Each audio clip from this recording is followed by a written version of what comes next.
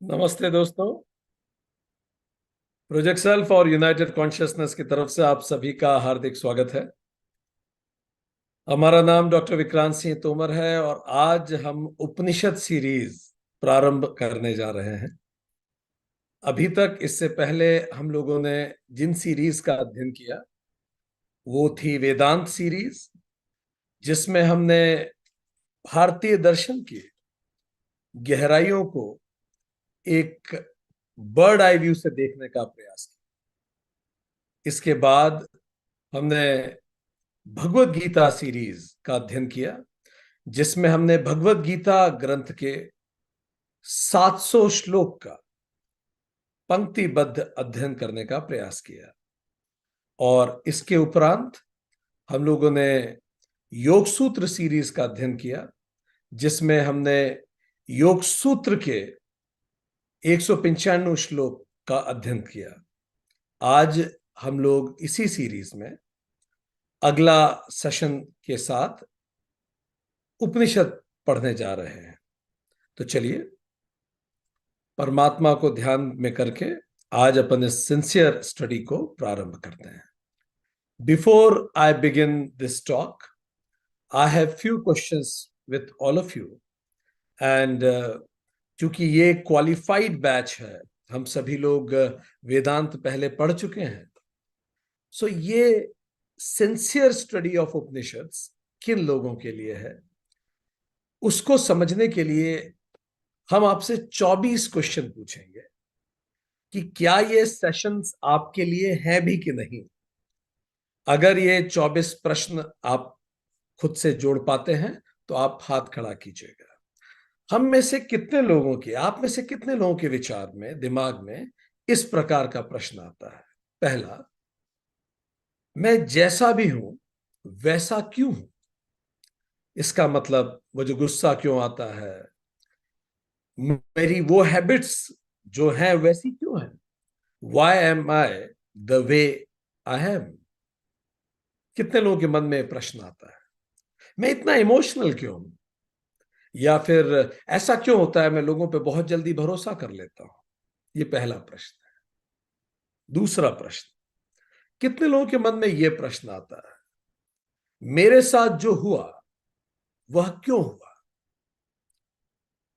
मेरी जिंदगी इस तरह की जैसी भी है, अच्छी है, बुरी है, या मुझे पसंद आती है या मुझे उतनी पसंद नहीं भी आती, जो भी स्थिति है, ऐसी स्थिति क्यों मेरी लाइफ में मेरे सामने आई, वो क्यों पूरे अनुभव मुझे मेरे आंखों के सामने देखने पड़े।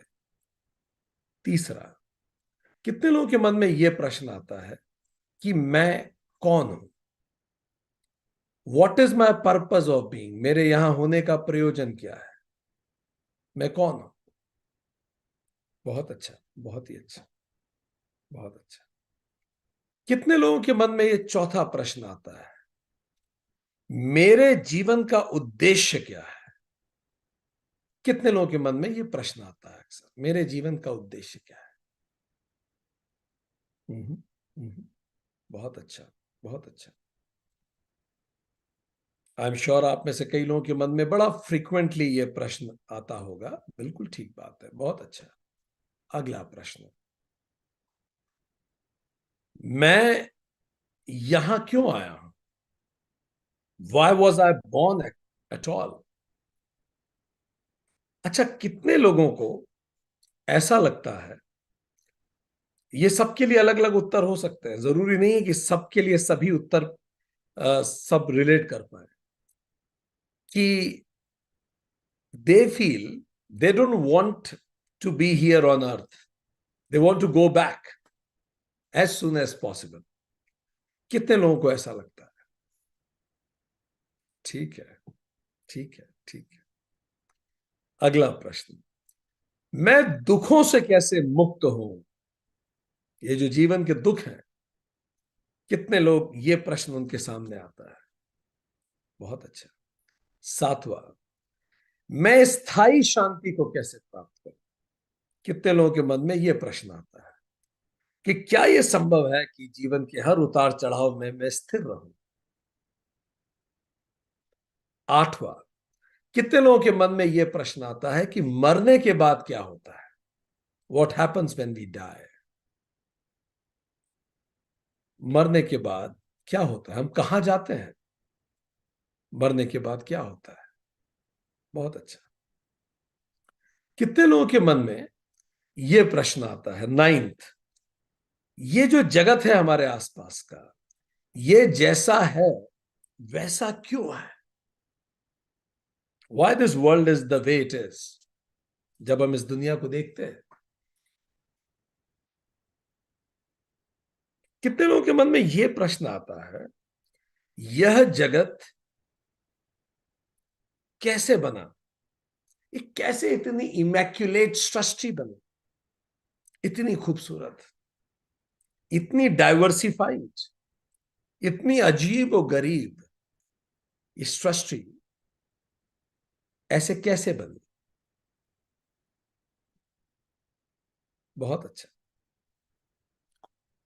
कितने लोगों के मन में यह प्रश्न आता है कि क्या किसी और ग्रह पर भी जीवन है? एलियंस के बारे में कितने लोग सोचते हैं? One of the favourite topics for many, क्या एलियंस होते हैं? Nice nice nice nice, perfect perfect perfect. So seems lot of people are interested in aliens also here. Perfect. अगला प्रश्न, क्या किसी और ग्रह में भी जीवन है? कितने लोगों के मन में यह प्रश्न आया, क्या किसी और ग्रह पर भी जीवन है? बहुत अच्छा। अगला प्रश्न, इस जगत में इतनी विविधता कैसे है? How come there is so much diversity in this world? इस जगत में इतनी ज्यादा विविधता कैसे? क्वेश्चन नंबर 14, क्या चट्टान, पौधे, पशु और मनुष्य आपस में जुड़े हुए हैं? अगर ये आपस में जुड़े हुए हैं तो इनका आपस में क्या संबंध है? क्या आपके मन में यह प्रश्न किसी के मन में कभी आता है कि क्या हम सब आपस में जुड़े हुए हैं, और अगर जुड़े हुए हैं तो हमारा आपस में क्या संबंध है? बहुत अच्छा। अगला,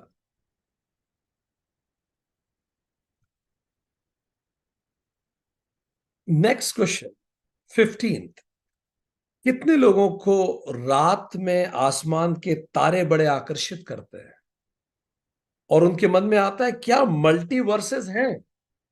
क्या सच में बहुत सारे ब्रह्मांड होते हैं, या हम अकेले हैं इस ब्रह्मांड में? कितने लोगों को इस प्रश्न ने कई बार मन में विचलन किया या मन को दुविधा में डाला? हाँ, quite a number, very nice very nice, ठीक है ठीक है। 16, कितने लोगों के मन में यह प्रश्न आता है, ये जो स्टोन्स होते हैं जो हम हाथ में पहनते हैं, क्या इनका मुझ पे असर होता है? क्या इस प्रकृति का मुझ पे असर होता है, या क्या मैं इस प्रकृति को असर डालता हूं? हम्म। कितने लोगों के मन में यह प्रश्न आता है, मैटर और एनर्जी का आपस में क्या संबंध है? Is matter and energy are connected? कितने लोगों के मन में यह प्रश्न आता है, क्वेश्चन नंबर 16, ये जो स्पेस और पंच महाभूत हैं ये क्या है? How does space work? कितने लोगों के मन में 17वां प्रश्न आता है, समय क्या है? What is time? 18वां, कितने लोगों के मन में यह प्रश्न आता है, इस ब्रह्मांड को चलाने वाले नियम क्या है? What are the laws that govern this whole universe? कौन चलाता है इस सबको? कौन निश्चित करता है कि कौन किस गर्भ में जाएगा, कब हार्ट बीट चालू होगी। क्वेश्चन नंबर 19, कौन फूलों को रंग देता है, कौन पेड़ों को बढ़ना सिखाता है, कौन तितलियों को उड़ना सिखाता है। क्वेश्चन नंबर 20, ये सारे ग्रह, नक्षत्र, तारे, सितारे किस नियम के तहत सदियों से लगातार अपने अपने दायित्वों के अनुसार चलते जा रहे हैं। क्वेश्चन नंबर 21, कितने लोगों के मन में यह प्रश्न आता है, ईश्वर क्या है? What is God? May be who is God? कितने लोगों के मन में यह भी प्रश्न आता है, क्या ईश्वर साकार है या निराकार है?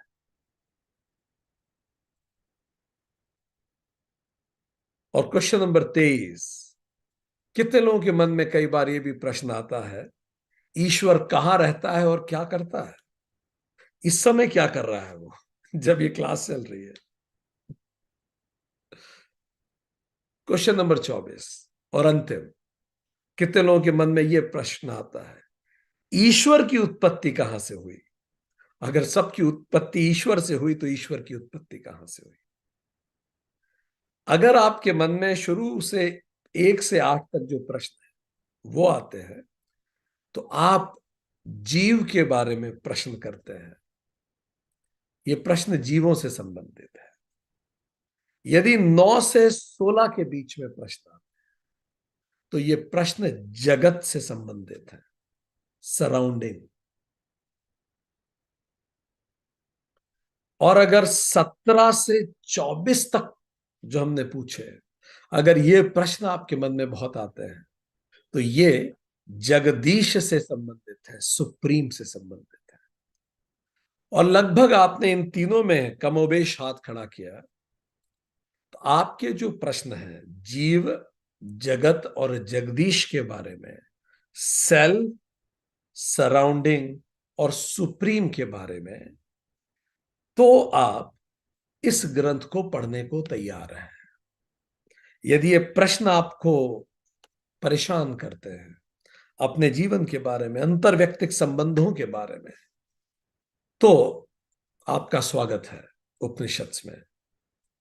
गहनतम इस धरती में जो भी कुछ सर्वश्रेष्ठ फिलॉसफिकल सृजित हुआ, उनमें से एक भारतीय उपनिषद। पूरी सृजन की गाथा यदि हम देखें, तो ये 3 स्तर में हुई।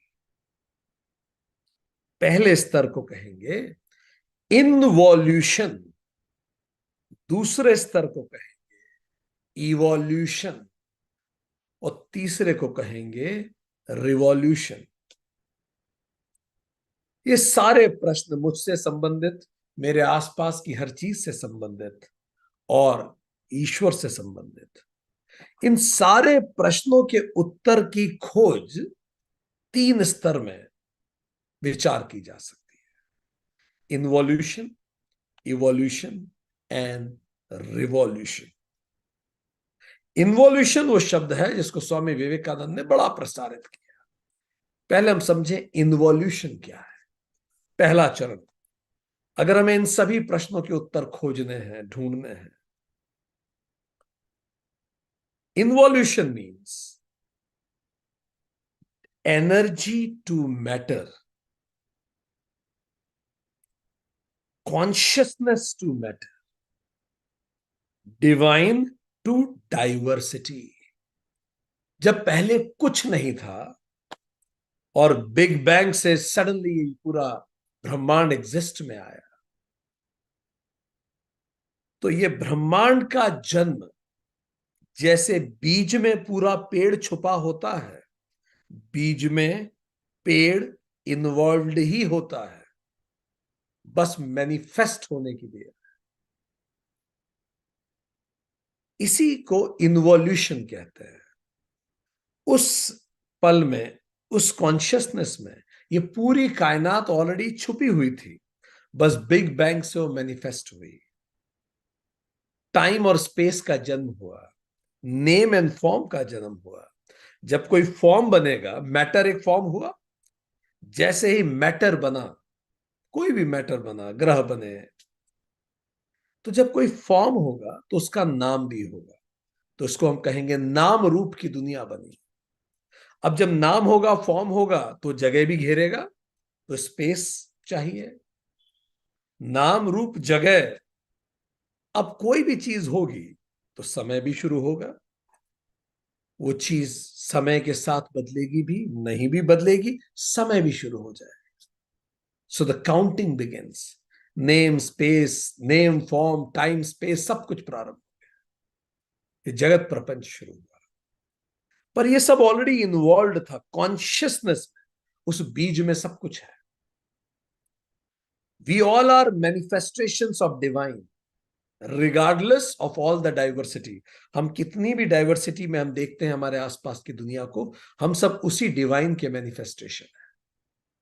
इसको कहते हैं involution, seeing divinity in self. इसको हम कहते हैं पर्सनल सिंफनी, कि भाई मैं उसी का बना हुआ हूं, मैं वही कॉन्शियसनेस हूं। सीइंग डिविनिटी इन अदर्स, इसको कहते हैं सोशल हार्मनी। जब मैं खुद में डिविनिटी देखता हूं तो पर्सनल सिंफनी होती है, पूरा जीवन सुंदर बीतता है। मैं ऐसा कोई शब्द नहीं बोलता जो उचित ना हो, मैं ऐसा कोई भाव नहीं रखता जो उचित ना हो, मैं ऐसे कोई कर्म नहीं करता जो उचित ना हो। यह है सीइंग डिविनिटी इन सेल्फ। अगर मैं उसी कॉन्शियसनेस से ही बना हूं, मैं उसी का रूप हूं, तो पर्सनल सिंफनी होती है। सीइंग डिविनिटी इन अदर्स, मेरे आसपास जितने लोग हैं मैं उनको देखता हूं, तो इससे सोशल हार्मनी पैदा होती है।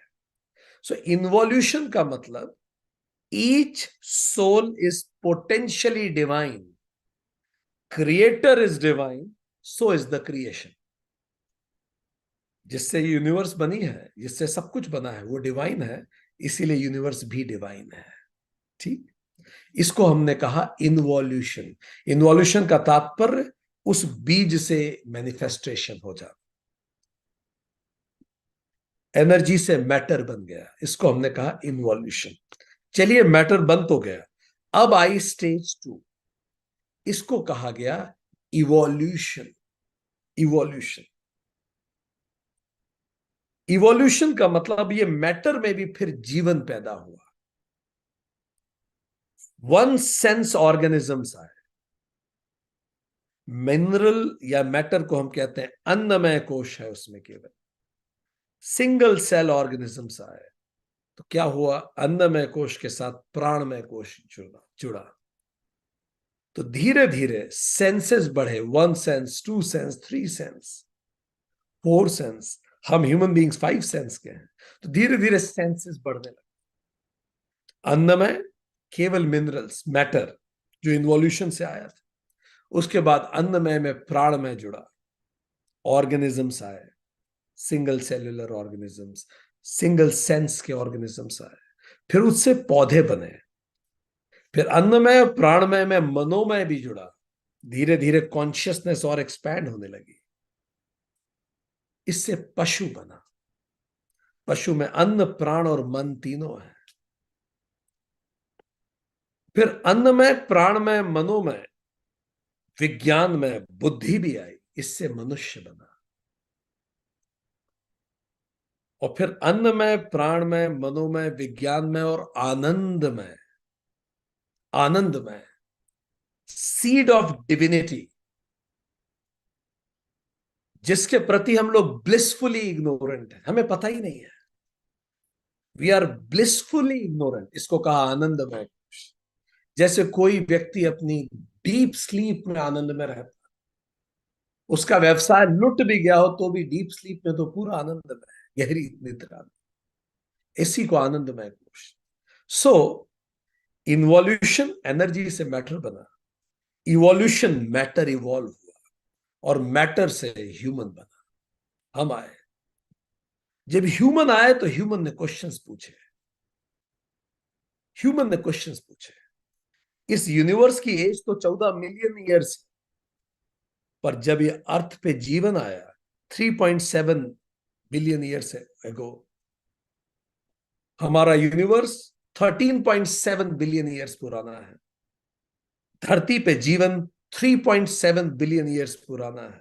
जब ये जीवन आया, प्राणमय कोश आया इस धरती पर, प्राण आया।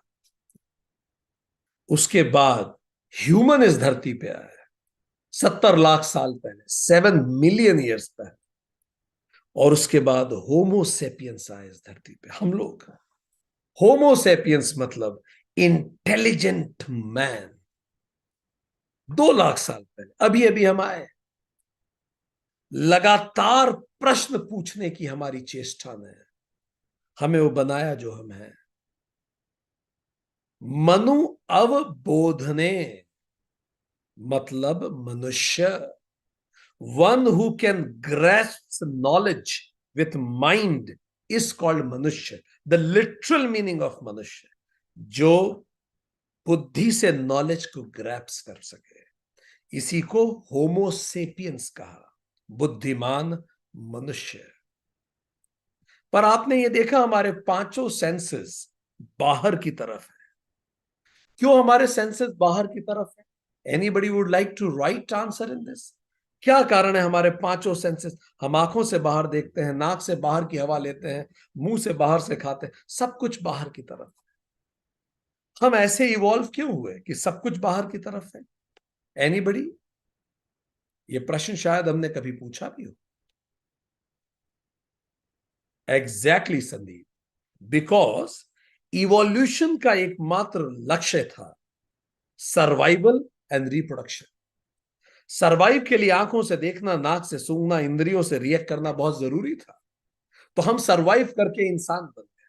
हमने देश बना लिए, हमने राज्य बना लिए, मैटर, एनर्जी मैटर में बनी, इन्वॉल्यूशन हुआ, मैटर इवॉल्व होके ह्यूमन बीइंग बन गया। आप देखिए इतना इवॉल्व हो गए।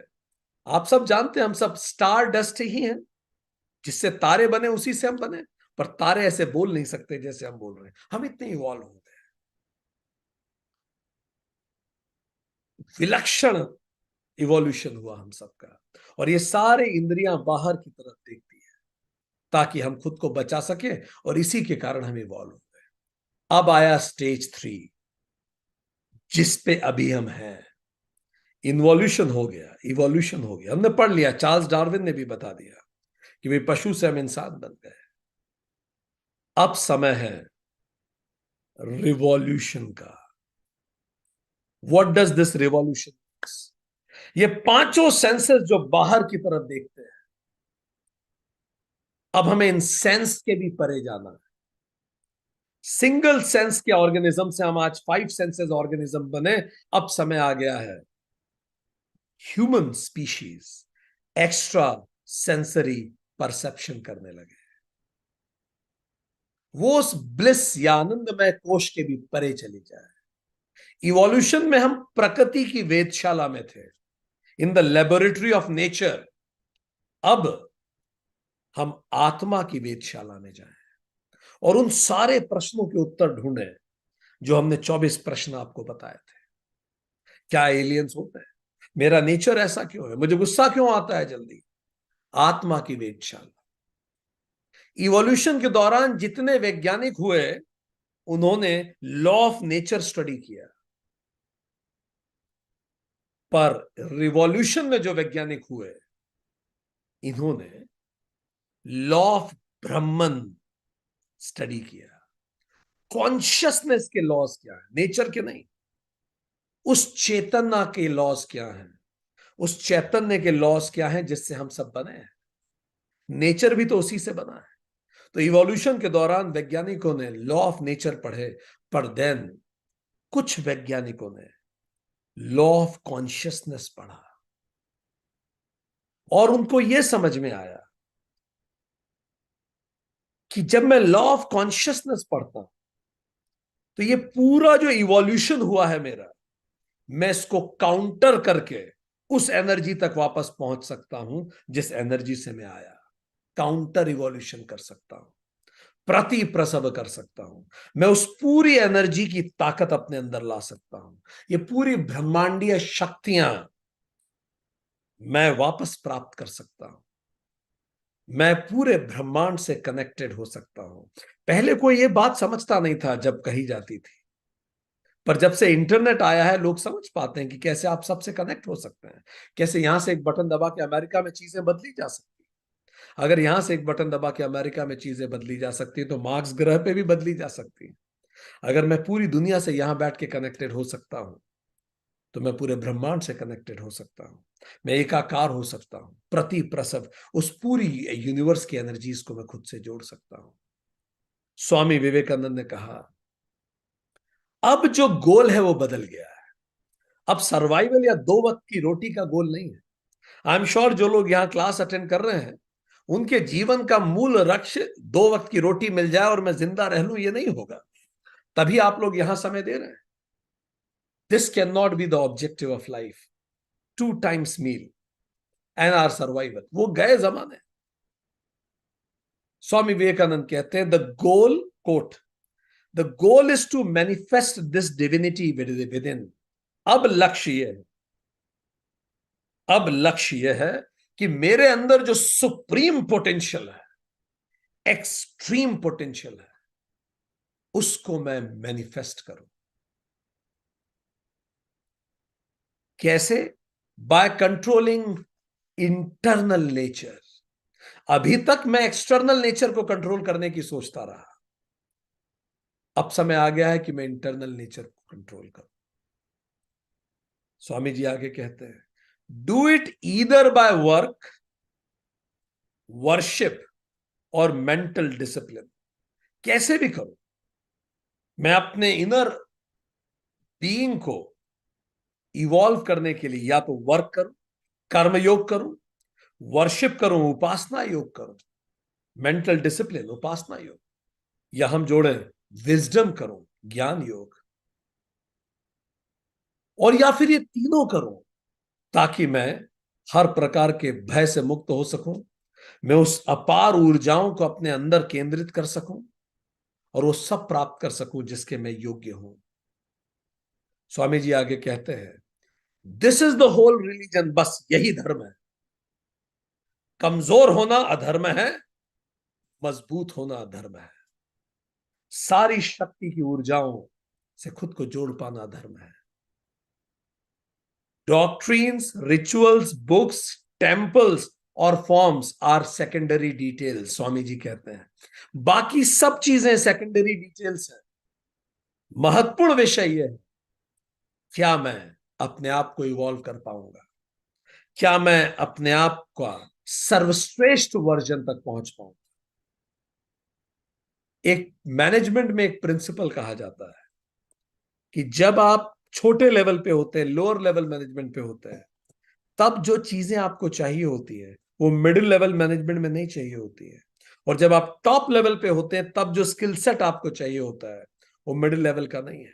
जब आप लोअर लेवल मैनेजमेंट में नौकरी कर रहे हैं आपको टेक्निकली अच्छा होना चाहिए और थोड़ा ह्यूमन एलिमेंट्स की आपको समझ में होनी चाहिए, क्योंकि लोगों के साथ आप डील करते हैं। पर जब आप मिडिल लेवल मैनेजमेंट में आ जाते हैं तो टेक्निकली उतना अच्छा होना जरूरी नहीं है, ह्यूमन रिलेशनशिप की आपको ज्यादा समझ होनी चाहिए, और बिजनेस कैसे चलता है वो कंसेप्चुअल समझ और आप में होनी चाहिए। पर जब आप टॉप मैनेजमेंट पे काम करते हैं तो आपको टेक्निकल समझ की ज्यादा जरूरत नहीं है। रतन टाटा जो एक आर्किटेक्ट हैं, अगर टाटा मोटर्स और टाटा केमिकल्स के चेयरमैन हो सकते हैं। टेक्निकल समझ उतनी नहीं चाहिए, कंसेप्चुअल समझ चाहिए। तो पीटर्स प्रिंसिपल ये कहता है, जो स्किल सेट आपको यहां लाया है वो यहां से आगे नहीं लेके जाएगा। पर कई लोग अपने स्किल सेट को छोड़ने को तैयार ही नहीं, तो उसको पकड़ के रखते हैं। इसी तरह से इवोल्यूशन ने हमें एक स्किल सेट दिया है। हमारी पांचों इंद्रियां बाहर देखती हैं, हमारा मन बाहर की तरफ जाता है, ये एक स्किल सेट है, ये योग्यता थी जिसके कारण हमने बाकी पशुओं को पीछे छोड़ दिया। हम होमोसेपियंस हो गए, बुद्धिमान मनुष्य हो गए। पर अगर यही स्किल्स को हम पकड़ के बैठे रहे तो अब हमें ये आगे नहीं ले जाने, ये रिवॉल्यूशन की तरफ नहीं ले जाने।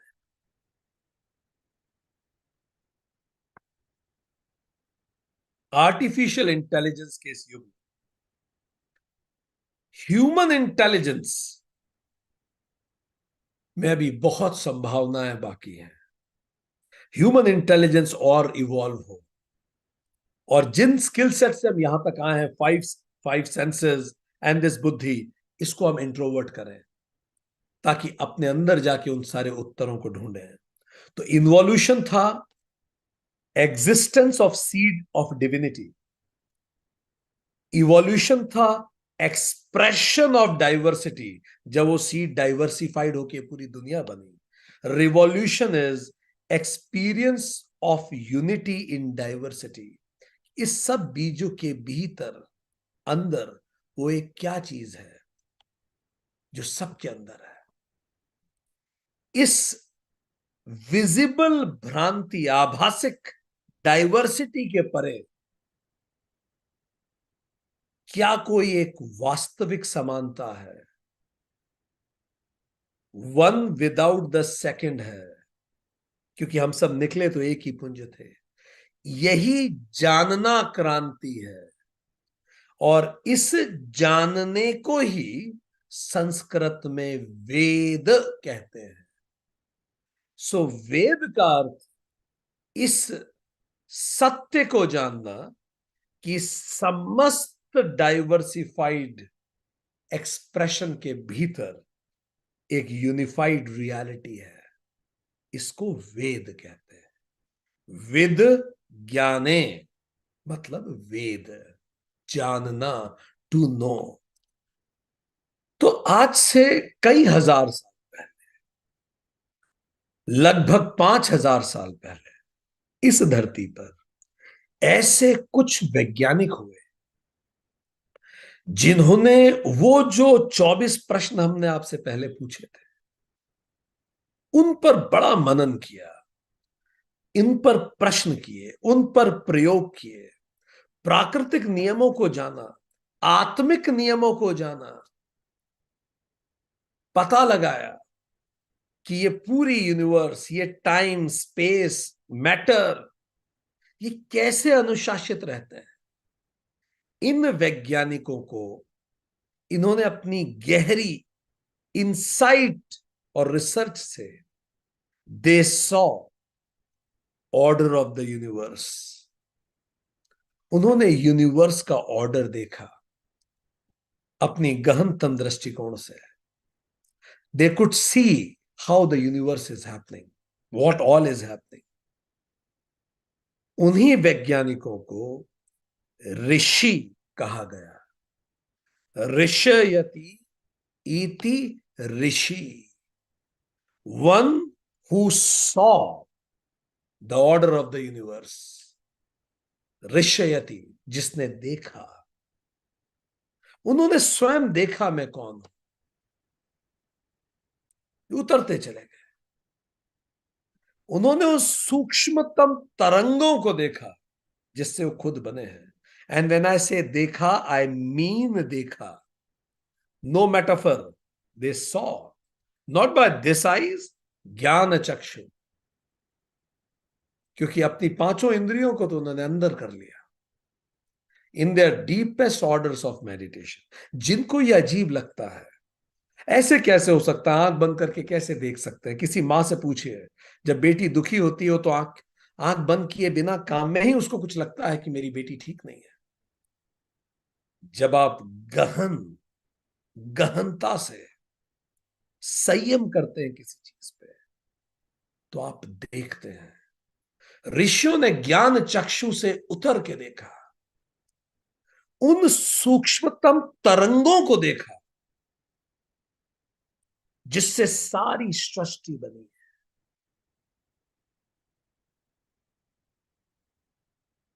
उसके बाद उन्होंने आंखें खोल के जगत को देखा। तब उन्होंने पाया जिन तरंगों से वो बने हैं, उसी तरंग से जगत बना है। उन्होंने कहा सब कुछ गुथा हुआ है, एक ही तरंग है। तरंग वाइब्रेशंस है।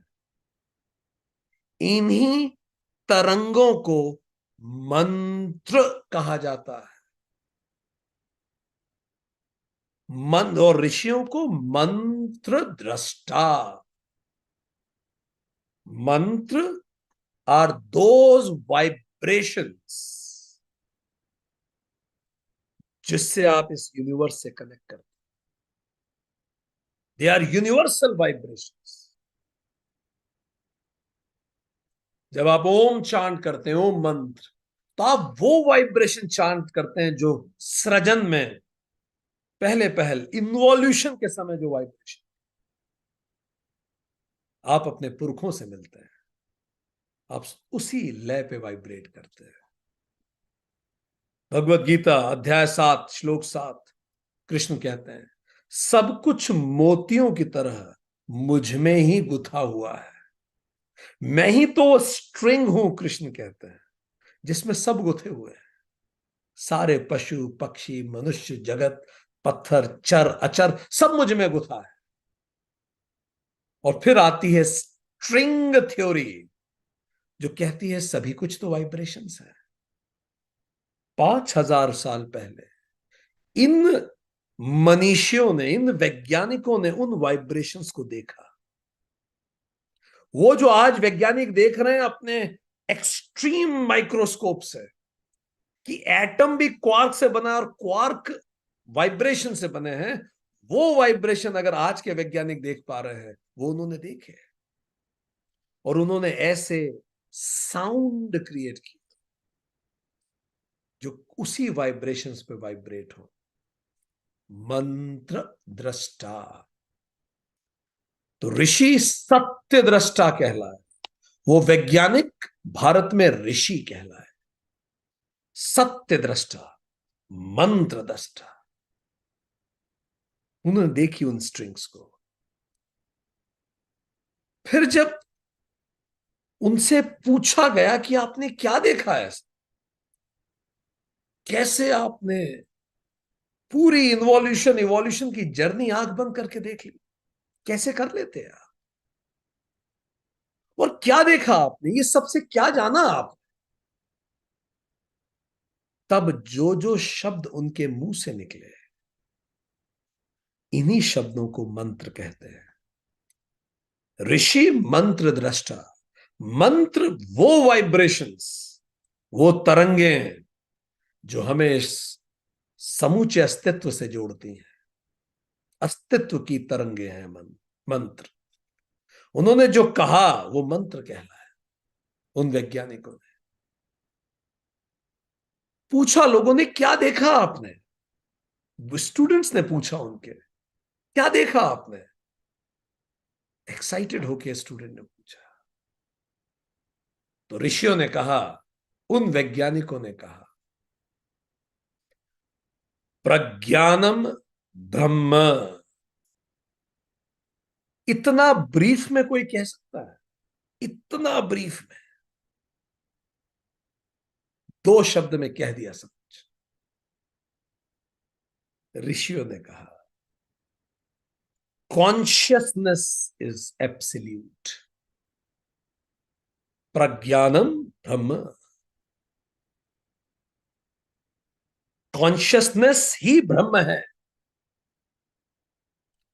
ऐत्रेय उपनिषद 3.1 एंड 2-3. इसको कहा गया लक्षण वाक्य, means statement of eternal truth. ऋषि ने एक शब्द 2 शब्द बोले, बात खत्म की. कोई इबारत नहीं, कोई लंबी बात नहीं. क्या देखा आपने? प्रज्ञानम ब्रह्म. यह है लक्षण वाक्य, स्टेटमेंट ऑफ एटर्नल ट्रुथ. सब कुछ कॉन्शियसनेस है. कॉन्शियसनेस ही ब्रह्म है. All pervading consciousness. Madhya Pradesh में जो आदि शंकर का एक बहुत लंबी मूर्ति लोकार्पित हुई है, एकात्म धाम जिसका नाम है, उस एकात्म धाम का पंच लाइन भी यही है, प्रज्ञानम ब्रह्म. All pervading consciousness. हम सब एक हैं, ऋषियों ने कहा, सब एक है. सुना स्टूडेंट्स ने, लक्षण वाक्य को गौर से सुना. ठीक है, ये सब ब्रह्म है, मान लिया. स्टूडेंट ने कहा, फिर मैं कौन हूं? तब ऋषियों ने दूसरा महावाक्य कहा, तत् त्वम असि, तुम भी वही ब्रह्म हो। अब ये बड़ा चकित करने वाला था, ये बड़ी चकित करने वाली बात थी, बड़ी घोषणा थी। क्यों बड़ी घोषणा थी?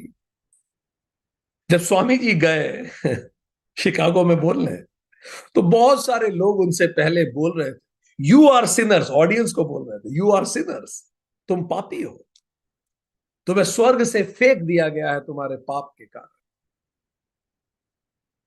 और यहां स्वामी जी उन वैज्ञानिकों के डिसेंडेंट, वो तो कुछ और ही कहने आए थे।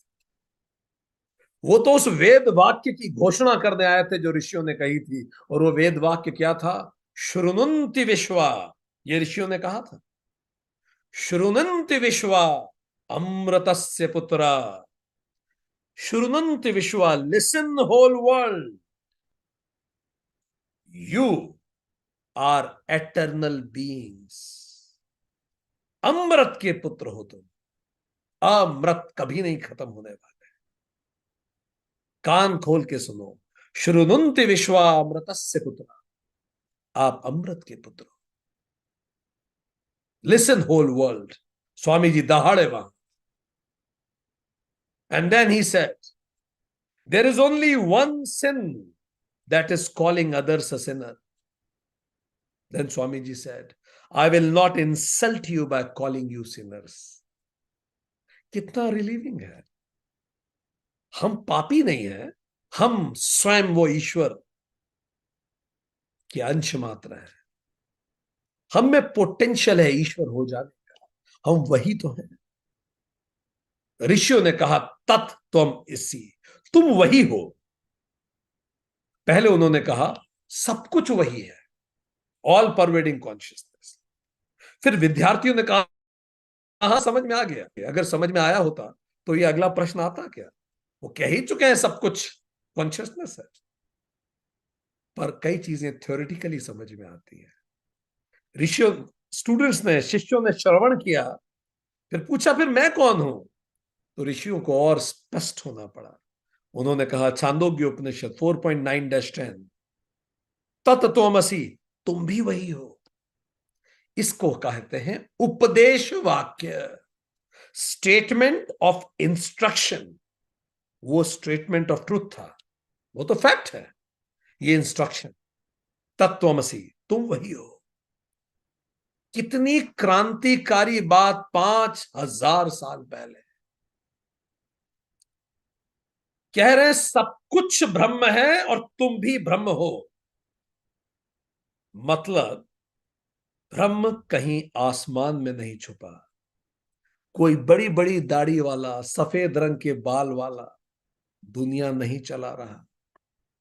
वो यही है, यहां है, मुझ में है और तुम में भी है, हम सब में है।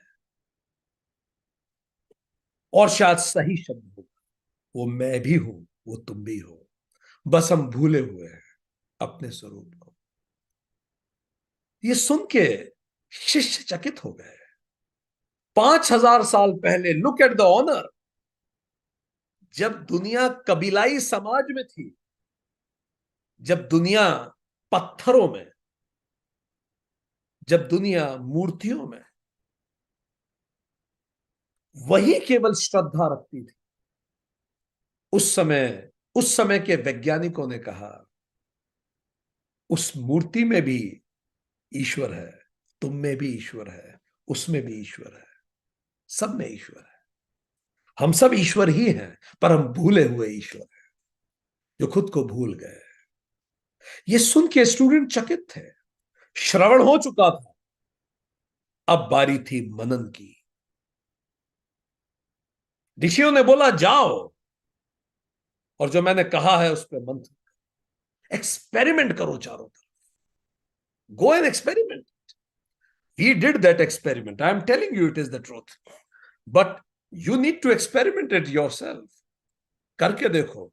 मैथ्स कहानी सुन के कहां समझ में आती है, तैरना बोल के कहां समझ में आता है, कूदो तैरो समझ में आएगा। ये सारे विद्यार्थी गए, इन्होंने एक्सपेरिमेंट किया। खूब एक्सपेरिमेंट किए। किस वाक्य पे? तत् त्वम असि, तुम वही हो। इसका मतलब मैं और मेरे सामने जो ग्लास रखा है एक हूं। इसका मतलब मैं और ये मोबाइल एक हूं, मैं और वो पत्थर एक हूं। हालांकि स्ट्रिंग थ्योरी आज कहे वही रही है, ठीक है, पर 5,000 साल पहले बड़ा मुश्किल रहा होगा उनके लिए। फिर कुछ विद्यार्थी प्रवीण थे, वो लौट के आए गुरु के पास, उन आश्रमों में जहां कोई तकनीक नहीं थी, कोई गैजेट नहीं थे, उन कुटियाओं में जहां सृष्टि में पहली बार ये कहा गया कि हम सब ब्रह्म हैं। वो वापस आए। अच्छा, इस समय ये बात कहीं नहीं हो रही है दुनिया में, ये केवल भारत की जमीन पे हो रही है, ये कहीं नहीं हो रही बात। अभी हम जो बात कर रहे हैं लगभग 3000 BC की बात चल रही है।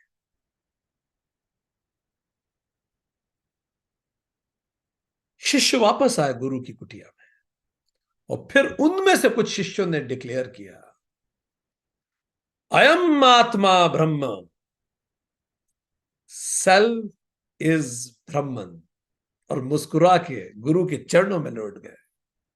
मैंने जान लिया प्रभु, आप सही कह रहे थे। इसको नाम दिया अनुभव वाक्य। देखो, उपदेश वाक्य अलग है, अनुभव वाक्य बहुत अलग है।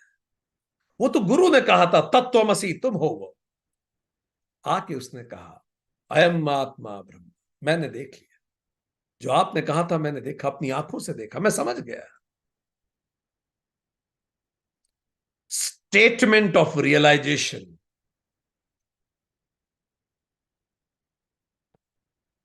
Statement of realisation, roar of tigers. उन्होंने दहाड़ लगाई सारी दुनिया को बताने के लिए, जैसे किसी कुछ मिल गया हो।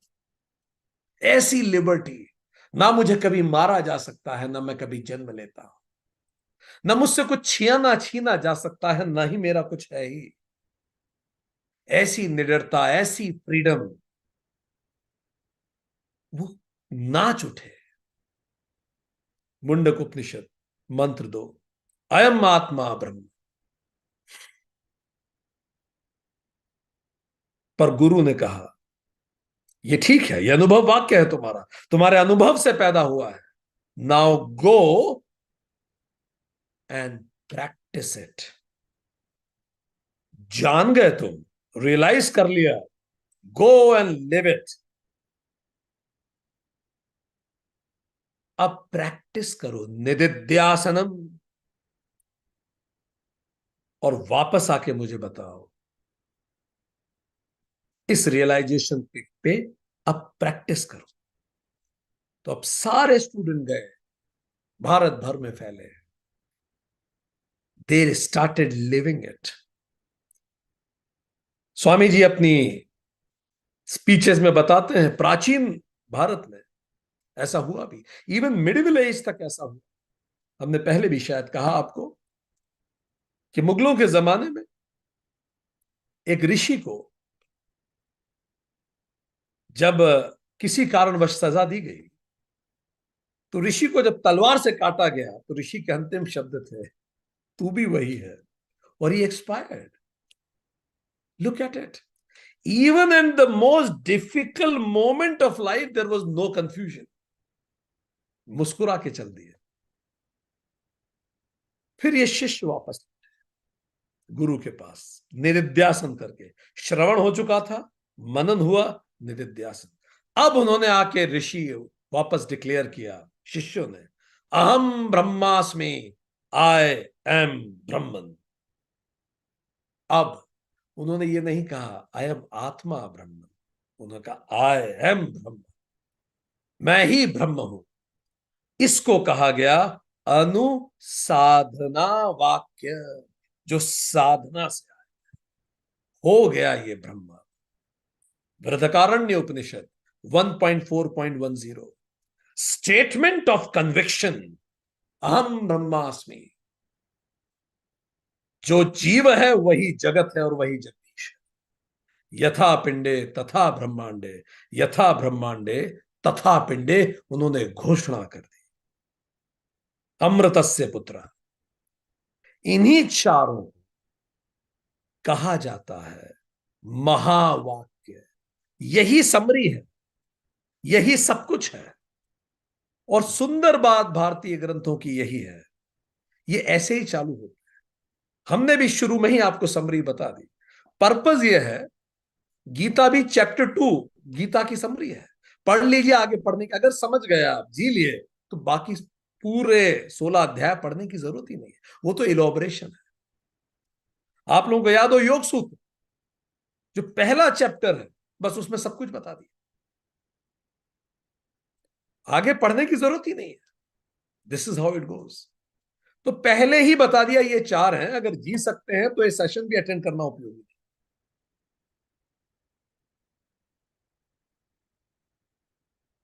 पहला इज, जैसे हमने कहा, लक्षण वाक्य।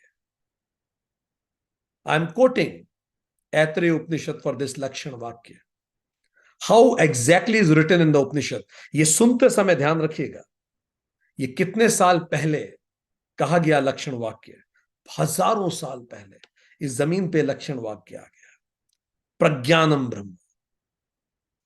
हम, आई am coating Upanishad, how does they से, एग्जैक्टली क्या कहते हैं उपनिषद इसमें। This is Brahman, I am coating line by line in English. This is Brahman, this is Indra, this is creator Prajapati. ये ब्रह्म है, ये इंद्र है, ये प्रजापति है। This is again all the gods and the 5 great elements. ये सारे भगवान है और ये पंच महाभूत है। All the small creatures and other seeds of creation, egg born, wound born, sweat born, earth born, और ये सब हैं जो अंडे से पैदा हुए, जो गर्भ से पैदा होते हैं, जो पसीने से पैदा होते हैं, जो धरती से पैदा होते हैं, सारे पेड़, घोड़े, मवेशी, मनुष्य, हाथी, and all the breathing things, और जितनी चीजें सांस ले रही हैं यहां और वहां हर जगह, and the moving and the flying, जितनी चीजें मूव कर रही हैं या उड़ रही हैं, और आगे सुनिए, और इमूवेबल, और जो मूव नहीं भी कर रही हैं, all these are guided by consciousness. ये सभी चैतन्य से गाइडेड है, and are supported by consciousness. ये सभी चैतन्य से सपोर्टेड हैं। The universe has consciousness as its guide. Consciousness is the basis of all. Consciousness is Brahman. ये सब कॉन्शियसनेस है। कल्पना कीजिए आप, इसीलिए ऋषियों ने कहा प्रज्ञानम ब्रह्म, सब कुछ कॉन्शियसनेस है, कोई विचार की बात ही नहीं। ये सत्य है, ये विचार नहीं है केवल, ये फैक्ट है। धीरे धीरे विज्ञान अब इस बात पे आ रहा है। इस समय दुनिया के बाकी हिस्सों में आज तक जानवरों को इंग्लिश में इट कहा जाता है। बहुत समय तक ये मानते रहे कि जानवर में तो जीवन ही नहीं होता। फिर उपदेश वाक्य तत्वमसी जो कहा है, आई am coating Chandogya Upanishad, that which is the subtlest of all is the self of all this. जो सबसे सूक्ष्मतम है, इट इज द ट्रुथ, वही सत्य है। इट इज द सेल्फ, वही तुम हो। अब एक और ध्यान दीजिए, ही इज द सेल्फ नहीं बोला, शी इज सेल्फ नहीं बोला, तत् बोला, इट जेंडर बायस नहीं है। आत्मा न पुरुष है न स्त्री है। दैट दाउ आर्ट, वो तुम हो, ओ श्वेत केतु, छांदोग्य उपनिषद कहता है। पढ़ेंगे हम ये सारे उपनिषद, आज तो केवल झांकी है। उसके बाद आता है अनुभव वाक्य, अयम आत्मा ब्रह्म। जब वो आके विद्यार्थी घोषित करता है, और अंत में अहम ब्रह्मास्मि, अहम ब्रह्मास्मि, अनुभव, अनुसाधना वाक्य। वृहदारण्यक उपनिषद कहता है, this self is indeed Brahman in the beginning. मैं ब्रह्म ही हूं। It knew only itself as I am Brahman. इसने स्वयं को ब्रह्म के रूप में ही जाना है। देयरफॉर इट बिकेम ऑल, और यही सब बना है। सब इसी से बना है। As many animals serve a man, so does each man serve the gods. Even if one animal is taken away, it causes anguish, which should one say to many animals. Therefore, if it is not like by them, that man should know this. I am Brahman because all this. मैं ब्रह्म हूं because ये सब ब्रह्म है. So the point is,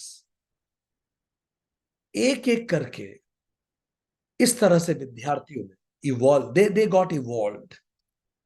अब ऋषियों ने इन उत्तम अधिकारियों, इनको क्या कहा गया? ये उत्तम अधिकारी है. उत्तम अधिकारी जो समझ गए बात को, एलिजिबल स्टूडेंट्स. इनको ये जो ज्ञान था ये अलग अलग जगह दिया. अब ध्यान से फिर ध्यान दीजिए, एलिजिबल स्टूडेंट्स का तात्पर्य जन्म से नहीं है, जाति से नहीं है, समझ की एलिजिबिलिटी से है. तो ये बाद में इसका कालांतर में अर्थ बदल गया एलिजिबिलिटी का. तो इन साइंटिस्ट ने अपने रिसर्च एसोसिएट्स को अलग अलग जगह क्लासेस पढ़ाई. थोड़ा यहां पढ़ाया, थोड़ा वहां. बड़ा सिलेबस था. और ये ओरल ट्रेडिशन से सदियों चलता है. गुरु शिष्य परंपरा. कुछ मिस नहीं हुआ, कुछ भी मिस नहीं हुआ. सदियों ये चला. उसके कालांतर में हजारों सालों बाद एक मछुआरिन था, एक मछुआरिन थी, मछलियां पकड़ती थी, नदी में लोगों को एक जगह से दूसरी जगह ले जाती थी. उसका एक बेटा था, उसका नाम था कृष्ण द्वीपायन. वो ऐसा प्रवीण हुआ, वो बेटा ऐसा योग्य निकला कि उसने सोचा कि ये जो इतने सदियों से, हजारों सालों से जो ओरल ट्रेडिशन चल रही है, अलग अलग जगह इतनी सारी ट्रेडिशन है, इनको इकट्ठा किया जाए. कोई भी सोचता, हम लोग भी सोचते हैं, पर सबसे पहले इसने किया, इसने कंपाइल कर दिया सब चीजों. Systematic compilation. सारी डिस्ट्रीब्यूटेड टीचिंग्स जितनी थी, उन चारों महावाक्यों की डिस्ट्रीब्यूटेड टीचिंग्स, वो महावाक्य को जीवन में उतारने के लिए उनको सिस्टमैटिक फॉर्म में रख दिया. वेद, उपदेश और क्रम का ध्यान रखते हुए. क्रम मीन्स सीक्वेंस ऑफ टीचिंग. उपदेश मीन्स किस तरह से पढ़ाया गया, वे ऑफ टीचिंग. वेद में content of teaching, content, way of teaching, sequencing, इस सब आधार पर उसने कंपाइल कर दिया. इसीलिए उसका नाम पड़ गया कंपाइलर ऑफ वेदास. जल्दी से नाम लिख दीजिए उसका, क्योंकि आप सब जानते हैं. जैसे स्वामी विवेकानंद कह रहे थे कि सिनर्स कह के मैं तौहीन नहीं करना चाहता, तो उनका नाम लेके हम इस बैच की भी तौहीन नहीं करना चाहते. आप अच्छे से जानते हैं हम किन की बात कर रहे हैं. कौन था जिसने सारे वेदों को कंपाइल कर दिया? बहुत सुंदर, बहुत धन्यवाद. उस व्यक्ति का नाम उसी दिन से पड़ गया, वेद का कंपाइलर, वेद व्यास. वेद व्यास ने कंपाइल कर दिया. जितने ऋषियों ने गा के बातें कही, पोएटिकल थी या गद्य में थी, उस आधार पर उन्हें बांट दिया. जो पोएटिकल थी, पोएम के फॉर्म में थी, पद्य थे, उसको कहा गया Rig Veda. Praise, Rig means praise. Poem से आप किसी की तारीफ कर रहे हैं. ठीक. और ऋग्वेद में वो सारी टीचिंग्स हैं जिसको पढ़ के प्रज्ञानम ब्रह्म, पहला महावाक्य तक पहुंच जाएगा व्यक्ति. तो ऋग्वेद का उद्देश्य क्या है? प्रज्ञानम ब्रह्म पे तैयार कर ले व्यक्ति को। ठीक। जो प्रोज में थे, गद्य में थे, उसको यजुर्वेद में कंपाइल कर दिया, वर्शिप यजु। और ये जब आप पूरा इसके सारा समझ लेंगे, अहम ब्रह्मास्मि यजुर्वेद से संबंधित है, इस महावाक्य तक आप पहुंच जाए। देखिए महावाक्य ही फिर डिवाइड होते जा रहे हैं। प्रज्ञानम ब्रह्म ऋग्वेद, अहम ब्रह्मास्मि समझना है, जानना है, उतारना है, यजुर्वेद। जितने गीत के फॉर्म में थे,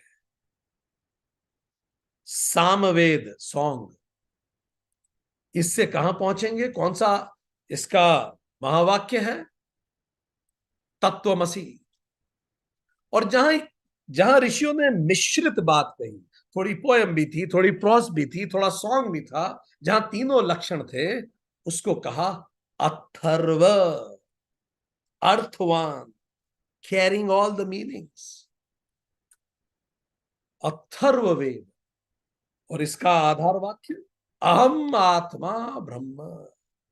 तो चारों महावाक्य चार वेदों से जुड़ गए। महावाक्य तो हेडिंग हो गई, अब उनको जानने के लिए वेद आ गए। धन्य हो वेद व्यास, मिलके प्रणाम करें उन्हें। अब जब ये गुरु शिष्य परंपरा, ये जो वेद संकलित हो गए, तो फिर से गुरु शिष्य परंपरा चली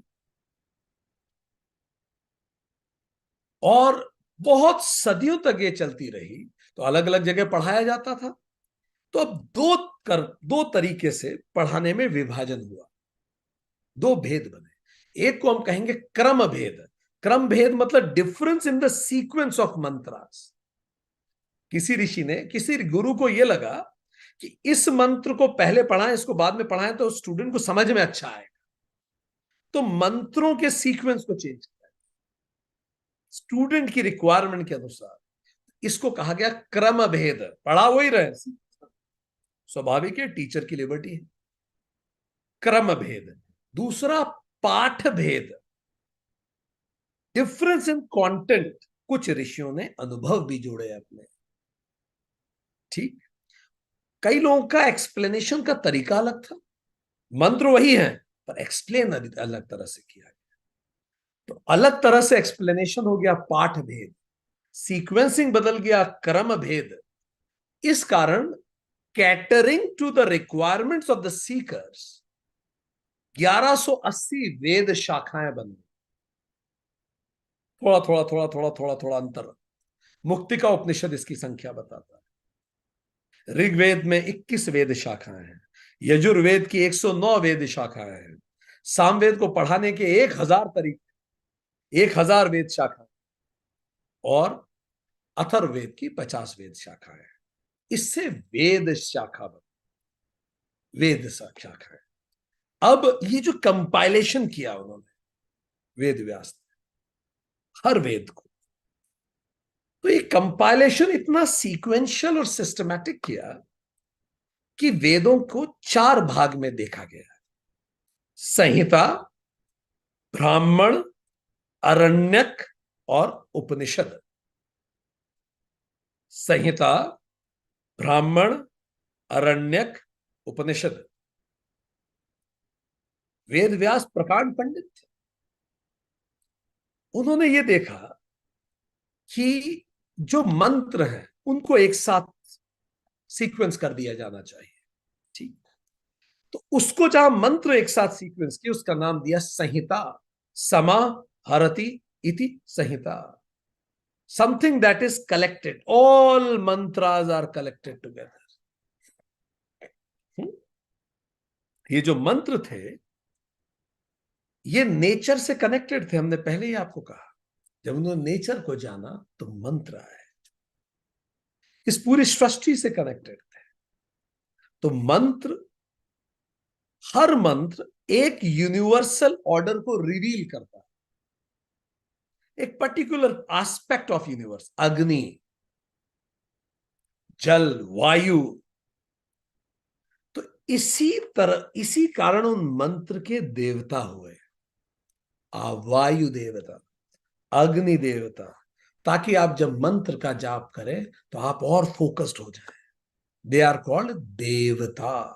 तो हर मंत्र का देवता हुआ। वो मंत्र किस पर्टिकुलर यूनिवर्सल ऑर्डर को एक्सप्लेन कर रहा, इस हिसाब से देवता बने। ठीक। देव मतलब जो देता है। What aspect of universe we would like to manifest in self। देने लेने का मतलब मैं इस सृष्टि का कौन सा एस्पेक्ट अपने अंदर लाना चाहता हूं। What aspect of this universe मैं खुद में लाना चाहता हूं। जैसे अगर मुझे अग्नि सी दृढ़ता चाहिए, अगर मुझे पृथ्वी सी दृढ़ता चाहिए, या जल सी शीतलता चाहिए, या अग्नि सी प्रचंडता चाहिए, या वायु का वेग चाहिए, या आकाश सी शांति चाहिए, मुझे क्या चाहिए। तो जो हम चाहते हैं वो aspects of the universe manifest हो। तो जब हम मंत्र किसी पर्टिकुलर एस्पेक्ट को करते हैं तो वो एस्पेक्ट सृष्टि का हमारे व्यक्तित्व में झलकने लगता है। पृथ्वी की दृढ़ता आती है, अग्नि की प्रचंडता आती है, वायु का वेग आता है। हम चाहते हैं कि वेरियस एस्पेक्ट ऑफ यूनिवर्स हम में मैनिफेस्ट और हम शक्तिशाली बने। यही से बहु देवता की प्रारंभ हुआ। कई देवता बन गए। अब ये जो देवता थे जिनको मैं इन्वोक करता था ताकि मैं इस कायनात की बेस्ट गुणों को ले सकूं, इसी तरह के देवताओं की फिर मूर्तियां भी बनी। और ये देवता एक्सटर्नल वर्ल्ड में भी संपन्नता के लिए पूजे जाने लगे। तो ये हुआ संहिता, मंत्र कंपाइल्ड हो गए। मंत्र से ही देवता आए। ठीक, आगे बढ़े। या आप कहें देवता से मंत्र आए, दोनों बातें एक है। आप कौन सी क्वालिटी खुद में लाना चाहते हैं वैसे मंत्र बने। आगे बढ़े। Second is Brahmana. How that mantra can be used to perform a ritual. उस मंत्र को कैसे बोलना है, कैसे रिचुअल परफॉर्म करना। There has to be a rhythm of it, a way of it. उसको ब्राह्मण कहा गया। कैसे उस मंत्र को अच्छी तरीके से बोला जाए। ठीक, क्योंकि सारी यूनिवर्स वाइब्रेशन, मंत्रों की शक्ति यूनिवर्सल।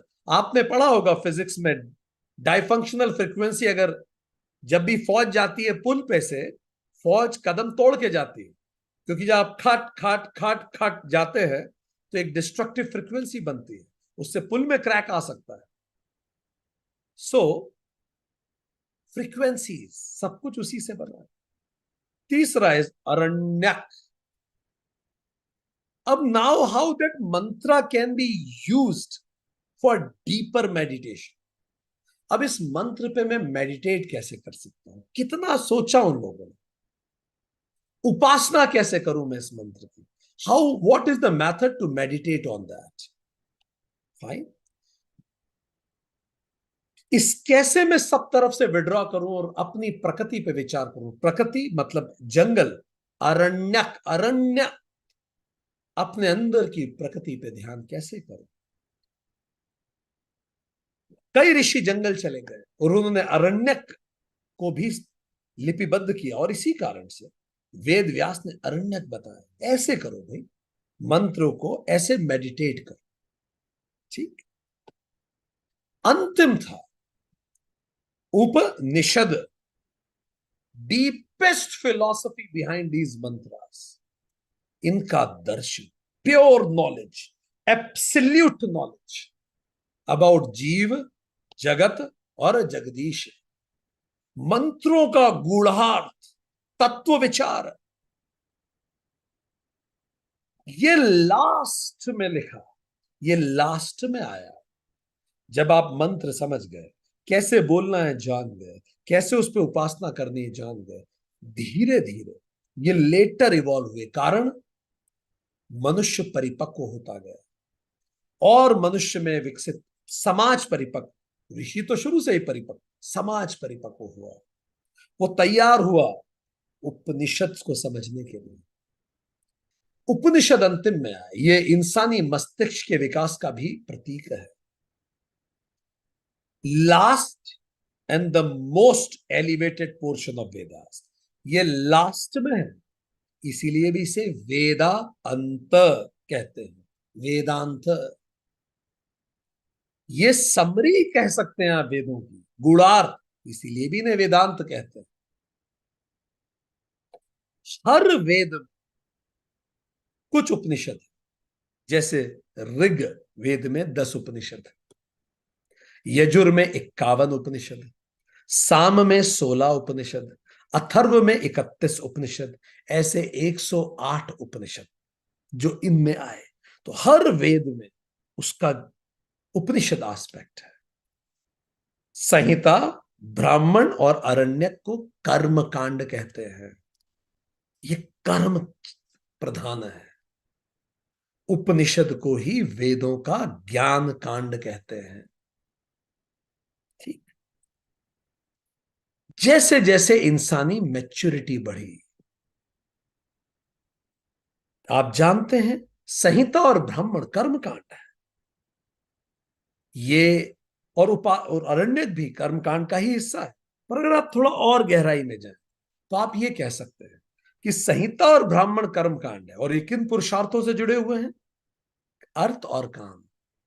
वेद में आपको ऐसी ऋचाएं मिलेंगी कि मेरी गाय दूध नहीं दे रही है, हे प्रभु कुछ कीजिए। तो लोगों ने अपनी भौतिक इच्छाएं भी पूरी की, उसके लिए भी प्रेरित हुए, अर्थ और काम। तो ये कर्म कांड, संहिता और ब्राह्मण, मंत्रों का उच्चारण इसलिए भी होने लगा। ठीक, हमने कहा आंतरिक शक्तियों के साथ बाहरी शक्तियों को जगाने के लिए भी इनका उपयोग होने लगा। पर जब ज्ञान प्रसारित होता है तो कर्म कांड कर्मयोग में बदल जाता है। कर्मयोग क्या है जानना है तो वेदांत सीरीज 7 पढ़िए। अरण्यक को आप उपासना कांड कह सकते हैं, हालांकि संहिता, ब्राह्मण, अरण्यक तीनों कर्मकांड ही हैं, पर एक तरह से आप और डिवाइड करना चाहें तो अरण्यक को उपासना कांड भी कह सकते हैं। धर्म, उपासना, मेडिटेशन, तो तीसरा पुरुषार्थ धर्म इससे संबंधित है। और जहां ज्ञान प्रकट होता है तो उपासना कांड उपासना योग बन जाता है। उपनिषद ये ज्ञान कांड है, मोक्ष पुरुषार्थ से संबंधित है, और जैसे ही ज्ञान प्रसारित होता है ये ज्ञान योग बन जाता है। अगर आपको कर्म योग, उपासना योग, ज्ञान योग जानना है, वेदांत सीरीज 7, 8 और 10 क्रमशः सुने। अगर आपको संहिता, ब्राह्मण, अरण्यक, उपनिषद और शास्त्रों पे जानना है, वेदांत सीरीज 3 सुने। अब जब वेद व्यास ने सब कंपाइल कर लिया, याद है जब ऋषियों ने तब देखा था तो शिष्यों ने पूछा क्या देखा आपने, बताइए हमें। वेद व्यास से भी पूछा क्या जाना बताइए। तो वेद व्यास ने 3 घोषणाएं की समस्त मानवता के लिए, हम सब के लिए, आपके हमारे लिए। पूरे वेदों को कंपाइल करने के बाद, सारा ज्ञान शास्त्रों को कंपाइल करने के बाद, महाभारत को कंपाइल करने के बाद, पुराणों को कंपाइल करने के बाद वेद व्यास ने 3 बात कही। पहला, summary of all according to Ved Vyas, हमारे समाज के लिए भी, धर्मो रक्षति रक्षिता, अगर आप धर्म की रक्षा करेंगे तो धर्म आपकी रक्षा करेगा। महाभारत में उल्लेख आता है, you protect the dharma of the body, body will protect you back. You protect the dharma of the society, the society will protect you back. You protect the dharma of climate, climate will protect you back. दूसरा, वेद व्यास की घोषणा, श्रूयताम धर्म सर्वस्वम श्रोत्वा एतद अवधार्यताम। श्रूयताम धर्म सर्वस्वम, गौर से सुनो, सारे धर्मों का जो सार है मैं कह रहा हूं।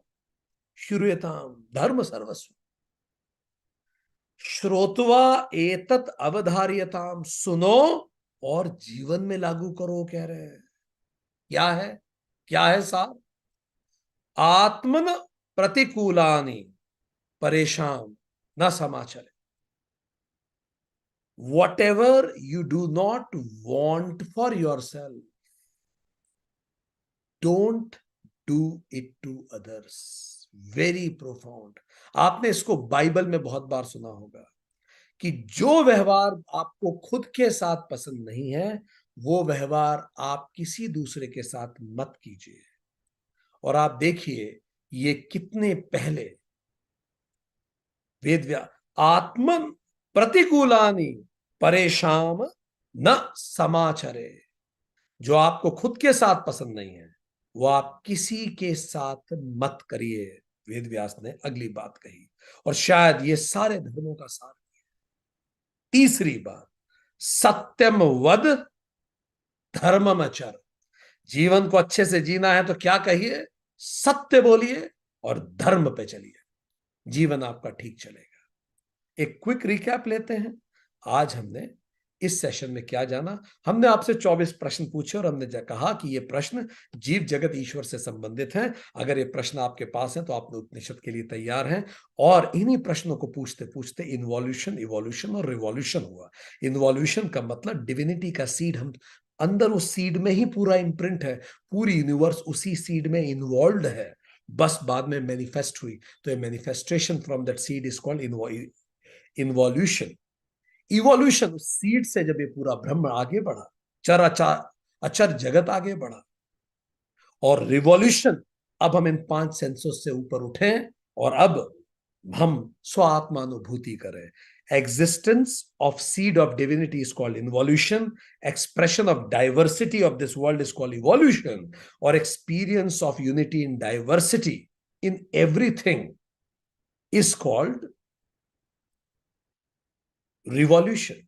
और इसी को जब ऋषियों ने, जब उन वैज्ञानिकों ने देखा, इसी को कंपाइल, इसी जानने को वेद कहा गया। इन्हीं वैज्ञानिकों का नाम ऋषि रखा गया। इन्होंने देखा मैं कौन हूं, जगत कौन है, जगदीश कौन है, और उन्होंने पाया कि सबके अंदर तो एक ही चीज है। और उसी स्ट्रिंग को उन्होंने मंत्र कहा, वो मंत्र दृष्टा बने। और जो उन्होंने जब कहा उसी को मंत्र कहा। जब उनसे पूछा गया क्या देखा, तो उन्होंने पहला कहा कि एवरीथिंग, ऑल परवेडिंग कॉन्शियसनेस। फिर शिष्यों ने जब कहा कि फिर मैं कौन हूं, तो तत्वमसि। शिष्यों ने उस पर मनन किया, श्रवण के बाद मनन किया, वापस आके उन्होंने कहा अयम आत्मा ब्रह्म। और उसके बाद फिर उन्होंने फिर से उसको निधिध्यासन किया, एंड देन दे रियलाइज अहम ब्रह्मास्मि। उन्होंने घोषणा की कि हम लोग सिनर्स नहीं हैं, हम लोग, we are the son of divine, we are no sinners, we are the son of divine. और उन्होंने ये घोषणा सबके समस्त ये घोषणा करी। और उसके बाद हमने देखा कि इस घोषणा के बाद वी डिस्कस दैट जब इसी को वेद व्यास जी ने कालांतर में पद्य को ऋग में, गद्य को यजुर में, गीत को साम में, और इन तीनों लक्षणों को अथर्ववेद में किया। ये वेदों का कंपाइलेशन के बाद सदियों तक जब ये चलता रहा, तो पढ़ाने के मंत्रों के क्रम को बदलने के कारण, या कई बार कंटेंट का डिलीवरी, एक्सप्रेशन बदलने के कारण पाठ भेद हुआ, क्रम बदलने के कारण क्रम भेद। इसके कारण 1180 वेद शाखाएं आई। ये वेदों को आप 4 पार्ट में देखते हैं, संहिता, ब्राह्मण, अरण्यक और उपनिषद। संहिता मंत्र है, ब्राह्मण कैसे उन्हें बोला जाए, अरण्यक उनको पे उपासना कैसी की जाए, और उपनिषद उनके पीछे की ज्ञान है। और ये सब करने के बाद ही वेद व्यास ने कहा धर्मो रक्षति रक्षतः श्रूयताम सर्व धर्म सर्वस्वम श्रोत्वा एतत् अवधार्यताम आत्मन प्रतिकूलानि परेशान न समाचरे। और सत्यम वद धर्मम चल, सत्य कही और धर्म पे चलिए। नमस्ते। आज के लिए इतना ही।